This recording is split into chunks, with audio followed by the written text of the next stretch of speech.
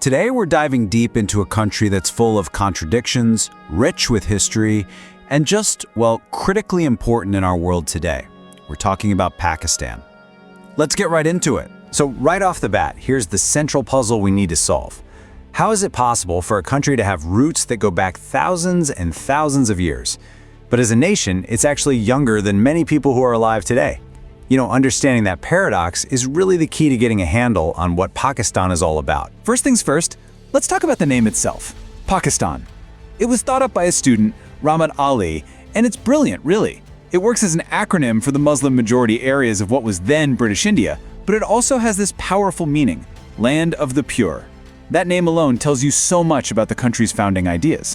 Okay, so let's tackle that first part of the paradox, the whole ancient land thing. To really understand Pakistan, we can't just go back a fefew decades. Nope, we have to rewind the clock by millennia. I mean, the depth of history here is just staggering. You've got Mehrgarh, an 8,500-year-old settlement. Some of the earliest farming in all of South Asia happened right there. Then, of course, there's the legendary Indus Valley Civilization, one of the world's first great urban societies, right up there with Egypt and Mesopotamia. Over the centuries, this land was a magnet for empires, the Persians, the Greeks, the Mughals.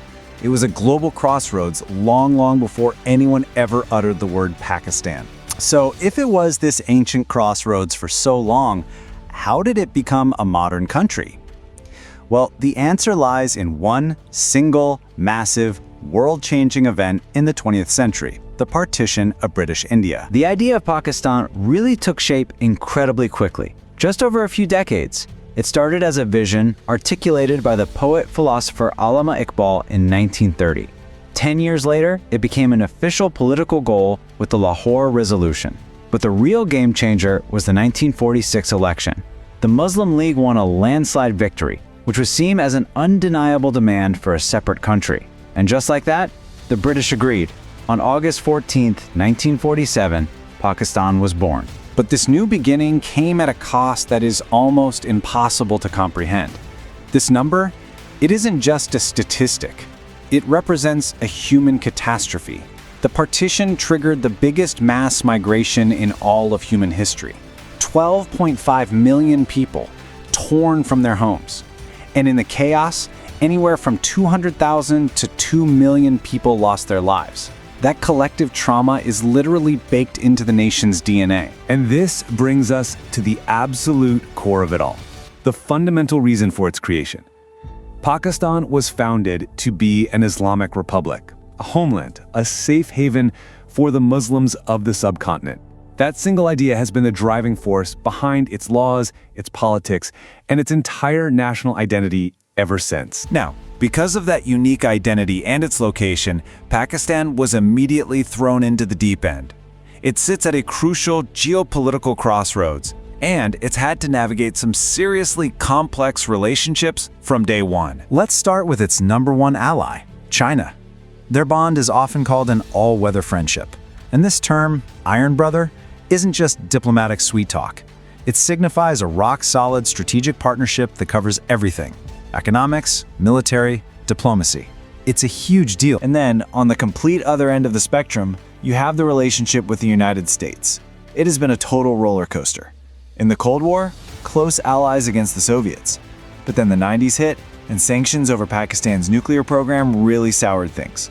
Post 9/11, suddenly it's a major non-NATO ally, absolutely essential for the war in Afghanistan. But now, things are strained again.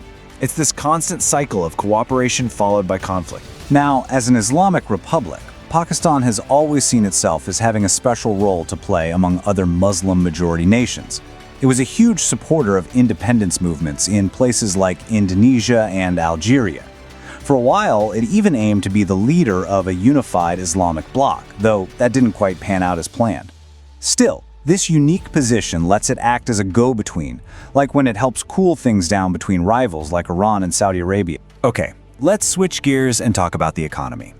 And here, what we find is a classic story. A story of incredible, undeniable potential running smack into some very real, very stubborn challenges. So, you look at the numbers on paper, and you see the promise, right? We're talking about the 25th largest economy in the world when you adjust for purchasing power. It's been identified as one of the next 11 economies, meaning it's got huge potential for growth this century. Even its infrastructure has been praised as being top-notch in the region. That's the story of opportunity. But, and this is a big but, here's the other side of that coin. A critique from one of our sources puts it very bluntly. The argument is that you can't have real, lasting economic progress without individual freedoms. That certain social and political setups can actually hold a country back, no matter its potential. And this isn't just a theory. It points to some very concrete roadblocks.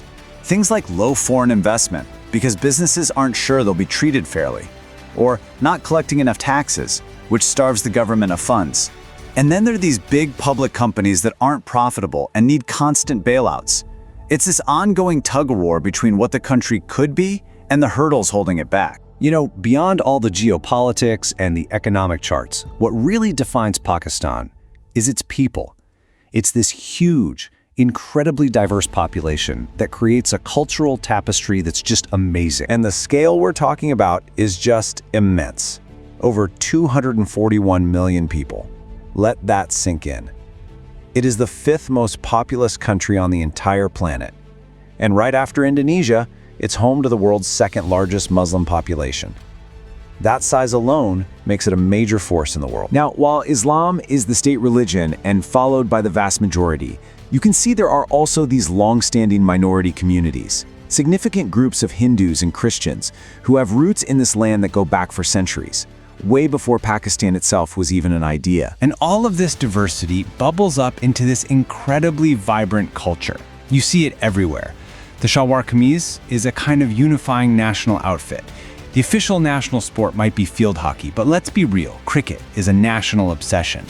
It's an absolute powerhouse of musical traditions, like the soulful Qawwali music or the poetic ghazal.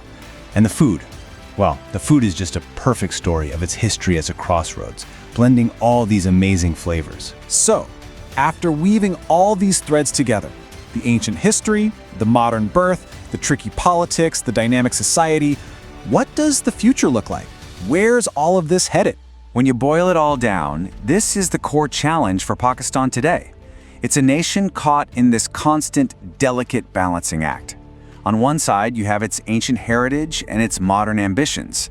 On the other, you have its foundational Islamic identity and the pressures of a deeply interconnected, globalized world. And that leaves us with one final crucial thought. Pakistan has one of the largest populations of young people in the world, and it sits on some of the most strategic real estate on the planet. So change isn't a possibility, it's a certainty. The great unwritten question is, what will that change look like? How will this ancient land and this very new nation decide to write its next chapter?